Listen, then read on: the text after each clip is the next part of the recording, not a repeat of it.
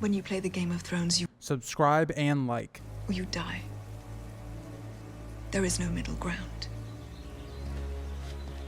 All right, hello YouTube. Welcome back to day 21 of the 25 days of Winds of Winter. Today's video, we will be covering Bloodraven and the Children of the Forest. Now, like I mentioned at the end of last video, I was surprised I didn't really do a specific video on them. Now, in the first year, I did do like a video on Bran, so I guess I talked about it somewhat, but as I've talked about on this channel a lot, is that my opinions change quite a bit over the beginning of this channel towards where we are now, and that will probably continue to change as I get more information, other opinions from you guys in the community.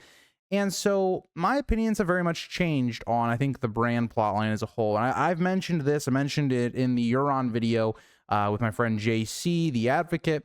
We talked about how one of my things that I don't enjoy as much in A Song of Ice and Fire, and okay, I shouldn't say I don't enjoy it, is it's one that I struggle with predicting and interpreting, is the magical side of A Song of Ice and Fire. And when you're talking about the Children of the Forest, the Bloodraven side of it, it's almost completely the magical side of the world. Now there is personal motivations there as well, which I'll talk about with specifically Bloodraven, a little bit with the Children of the Forest as well, and we'll kind of talk about that in today's video.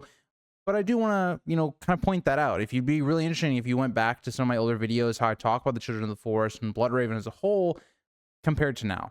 So let's kind of do a little bit of a catch up, figure out where we left off with this plot line in A Dance with Dragons, and kind of predict the future. So my biggest thing with George R. R. Martin and the Winds of Winter that I think he would be struggling with is the Bran plotline. The Bran plotline is kind of weird because in A Dance with Dragons, we see it kind of prominent in the first half of the book. We get 3 Bran chapters, and I do actually think they're very good Bran chapters. I'm not a huge Bran fan, but in book 5, he's definitely one of the better POVs of the first half, and I very much enjoy him as a POV in that book.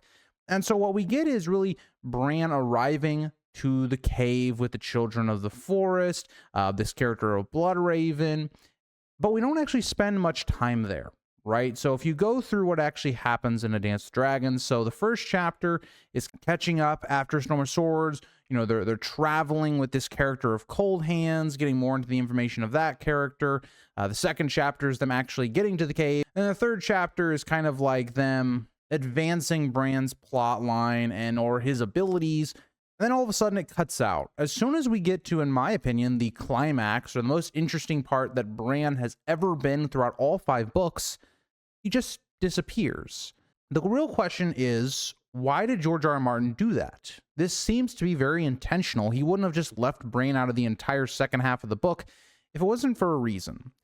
And I am of a mind that maybe the reason that is because Bran is a POV that doesn't have much time left. Because Bran is now going to know so much information, he's going to be learning about all of the histories of Westeros, or I guess the world as a whole. He becomes a POV that you necessarily can't have a lot of because he's going to reveal a lot of the secrets of the world that just doesn't work as a story if you're just hearing it through Bran's head. It doesn't really become as interesting. Like, think about it like this. What if we had a Littlefinger POV right before, Ned gets betrayed, right? Because we already knew that would happen then if we had it through Littlefinger's POV, because Littlefinger would be thinking about, okay, this is how it's going to go down and all of that, and it's pretty much a done deal. It'd be kind of the same with like Bran, for instance, if we had Bran's POVs, and he just starts thinking about things like, oh, Jon's parentage, or, oh, this is exactly how the others came to be, or this is exactly what the Children of the Forest are up to. So to me, the problem I think George realized when he got to this character of Bran was, okay, now that I've gotten him into the place that I want him to be, I kind of have to limit his chapters because he can't proceed to becoming this mastermind character or most powerful character in A Song of Ice and Fire, that quickly, or else I won't be able to have him as a POV. And so I think in a lot of ways what his original plan, and the reason we don't see the Children of the Forest and Bloodraven a lot, is because I think he actually wanted to time skip for Bran specifically, so he can learn. Right now that his powers have been awakened, it seems like there was this Jojen paste. It's this kind of blood paste that Bran is forced to eat in his last chapter of A Dance with Dragons and said to awaken his powers. Given the fact of how weird Jojen has been acting, especially since they get to the cave, given the numerous lines throughout the story, I really would highly check out last year's video I did on Jojen Paste. It's one of my favorite researched videos, like highly researched, where I went through every single moment really that is referenced towards his death.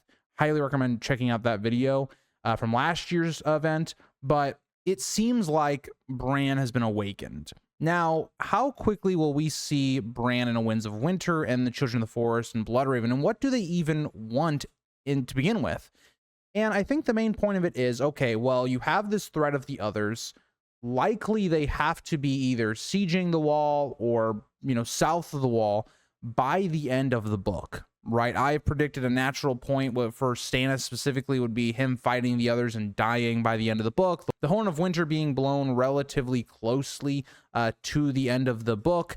A lot of that to me adds up specifically. So if Bran's still in the deep north at this time, he has to leave relatively soon because you have to leave some wiggle room for him to journey south to then go again to be involved with the northern plot. And so you have to assume Bran isn't going to be with Bloodraven and the Children of the Forest for really more than half of the next book. I would assume that maybe some attack happens on them, or maybe Bloodraven and the Children of the Forest teach him what they can, and they send him out knowing what's going to occur, because Bran cannot be trapped north of the wall by the end of this book. It just cannot happen. And so what I do think will occur is I think that Bloodraven and the Children of the Forest are really preparing Bran to be this vessel of their knowledge, of their motivations. They're turning him into a character that is still going to be Bran, yes, but will be much more influenced and maybe fighting the temptation or corruption of the old gods, quote unquote, with the Children of the Forest and Bloodraven. And something I think that's even more interesting is if you think about the character of Bloodraven specifically, the main thing that we know from him as a character is he was the main bane of Bittersteel and the Blackfire's existence, right? He was the person thwarting them all the way up until Aegon V's reign. He is the person that is the biggest rival of Bittersteel and has one of his eyes cut out because of Bittersteel. And so when you think about this character of a young Griff and how he possibly could be a Blackfire, the implications that Quaithe has made about the character of young Griff, if there is any type of connection between Quaithe and also Bloodraven, some people have made this idea that possibly Quaithe could be Shiera Seastar. I still really don't know who Quaithe could be outside of maybe she is just somebody we don't know, but she doesn't really appear to look like Shiera Seastar that much. There is a couple nods that maybe you can make the idea there, but I think it would be interesting given the knowledge that Bloodraven would now possess, right? Being able to see through the trees and using the powers of the Children of the Forest and the old gods, if he was going to influence events. We talk about Daenerys going against young Griff for a number of reasons. A lot of that because of Illyrio, possibly because of Tyrion, some of the things he's going to know. But we haven't even factored in, what Bloodraven would also do if he realized that young Griff is a Blackfire as well. Because that hatred has gone on even throughout all of these years. Now, we do get this cryptic line that Bloodraven gives about his siblings, about Shiera Seastar, Bittersteel, and the last line, which is about a brother he loved, seems to implicate either Daeron the Good, or I think even more tragically, and the one I hope is the truth, is Daemon Blackfire, which would be even more tragic given the fact that Bloodraven would have had to go against Daemon Blackfire in the war, and is inevitably the one that kills Daemon Blackfire as well. And so I look at the scenarios that are kind of boiling up, and I think the first part of it is Bloodraven is basically trying to, in my opinion, use Bran as a vessel, right? As that next body to continue on. And I don't think it's going to be like the show where Bran becomes a robot. He isn't anything like himself anymore. I think Bran can become someone that has kind of dissociative identity disorder, or also known as multiple personality disorder. Someone where he kind of feels like he's almost 2 or 3 different people, where he's taking in all these different influences, and Bran has to battle with those things. And what I think is going to be even more interesting is that I think that what will happen would make sense to me what George should do if he, again, wants to limit the POVs quite a lot, is take Bran away as a POV. Bran, after he leaves and he gets back, south of the wall, I think it makes a lot of sense to start seeing Bran through other characters. How is Bran being affected, from other people's point of views? Does he seem to act quite weirdly? How do people react to him being this almost godly type figure, the type of powers that he will possess? And so I think the Children of the Forest and Bloodraven will be motivated to, again, influence Westeros. I have always kind of thought that Bran becoming king made sense. Now, in the essence of the show, it didn't make any sense because none of the Children of the Forest and Bloodraven stuff ever added up to this idea of them trying to influence or take over Westeros because of maybe the wars in the past that the Children of the Forest had fought and how much ground they had lost and influence and all of those things, right? That was never really established in the show whatsoever. And also, a lot of the things that they did in the show with Bran kind of contradicted him becoming king. Whereas in the book, I don't think that's the case at all. And many people have pointed to this idea that Bran is the first character we get in terms of after the prologue. And I do think there is significance to that, right? That Bran was the first character that is put into a Game of Thrones and is the first chapter really of the book outside of the prologue. There is significance in that, in my opinion. And so for Bloodraven and the Children of the Forest, the story will end quite early on for them. I don't think that they will be a part of the story, at least in physical form, past like maybe half the way through the book, as maybe they're assaulted by the others and they're pushed to go south, and all of them aren't going to be able to survive. Bran will be the one that is destined to survive, and all those things. Could be something similar to the show where time travel is somewhat introduced. I hope that isn't the case, to be honest. Or at least if it is, it's not something that makes it where, like, okay, in the show, it's like, well, why didn't we go back in the past multiple times? It was something that Bran was shown to be able to do, but never does again. I hope it has a tangible reason in the actual books, if that is George's actual plan. I kind of have to think it is, because I don't see a way in which the show made up Hodor's, origin. That's way too clever for D&D. It had to have come from George R.R. Martin, or at least some of the ideas or results or groundwork, some part of that came from George R.R. Martin. And so the real question is going to be, how does George R.R. Martin kind of work that into the story in terms of how does it not break the entire universe? Like, how do we now have a world where it's like, okay, why doesn't Bran just go back and stop the Red Wedding? So there's a lot of things like that I think that will also be introduced, that it'll be interesting to see how George goes about doing that, if he goes through with how Hodor's origin, came from.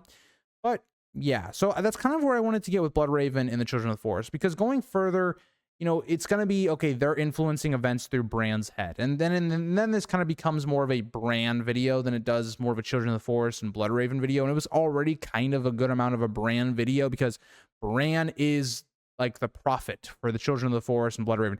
He is the next person to take on that mantle like Bloodraven did. And so going further, just keep in your back of your minds that I think it's going to be like Bran is being influenced in his head about events, right?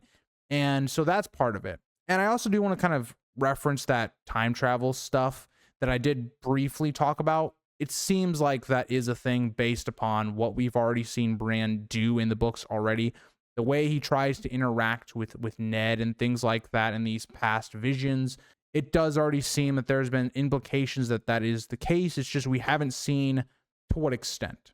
But yeah, let me know what you guys think about Bloodraven and the Children of the Forest. I know Aegor, who's probably going to be in the comments, is not going to be happy with this topic.